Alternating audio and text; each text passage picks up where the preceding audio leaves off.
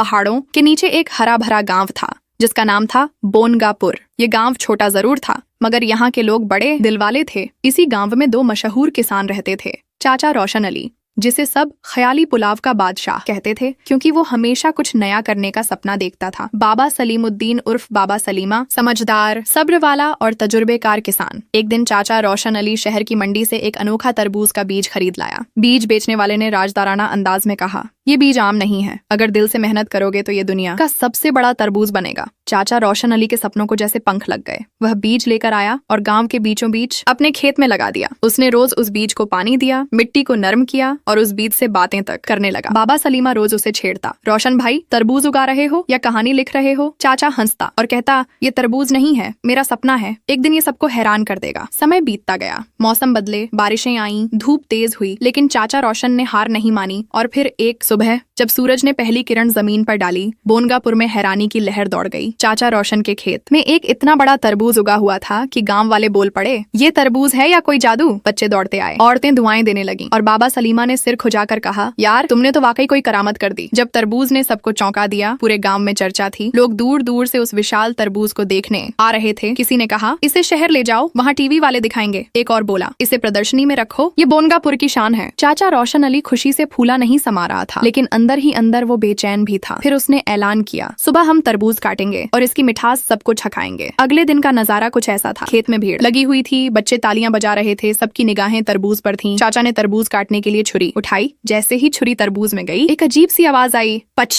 अंदर से भाप निकली और तरबूज के बीच से एक अजीब सी नीली रोशनी चमकी। सब चौंक गए। बाबा सलीमा घबराकर बोला, रोशन ये क्या था? कोई गैस या कुछ और? चाचा ने जल्दी से बाकी तरबूज काटा, लेकिन जैसे ही उसने पहला टुकड़ा मुंह में डाला, वो रुक गया। सबने उसका चेहरा देखा, वो मायूस नजर आ रहा था। चाचा ने धीरे से कहा, तरबूज अंदर से फीका है, इसमें जायका ही नहीं है। बच्चों ने उदासी से कहा, चाचा इतना बड़ा तरबूज और मजा नहीं आया। भीड़ खामोश हो गई। तब बाबा सलीमा ने आगे बढ़कर कंधे पर हाथ रखा और बोला, रोशन भाई तुमने मेहनत जरूर की, लेकिन शायद तरबूज को बड़ा बनाने में तुमने मोहब्बत, सच्चाई और असली मिठास को भुला दिया। चाचा की आंखें भीग गईं। फिर उसने बच्चों की तरफ देखा जो अब भी मुस्कुरा रहे थे। चाचा ने कहा, अगर मीठा तरबूज नहीं बना सका तो क्या हुआ? आज से मैं तुम सबको सिखाऊंगा कि मोहब्बत, दुआ और खुशी से उगाया गया फल ही असली कामयाबी होता है। उसने सभी बच्चों को छोटे छोटे बीज दिए और कहा, जाओ अगली बार तुम सब उगाओ तरबूज, लेकिन हर बीज के साथ एक अच्छा इरादा, एक दुआ और दूसरों के लिए मोहब्बत शामिल करना। फिर क्या था, बोनगापुर के हर खेत में छोटे छोटे तरबूज उगने लगे और वो सारे तरबूज सच में बहुत मीठे थे।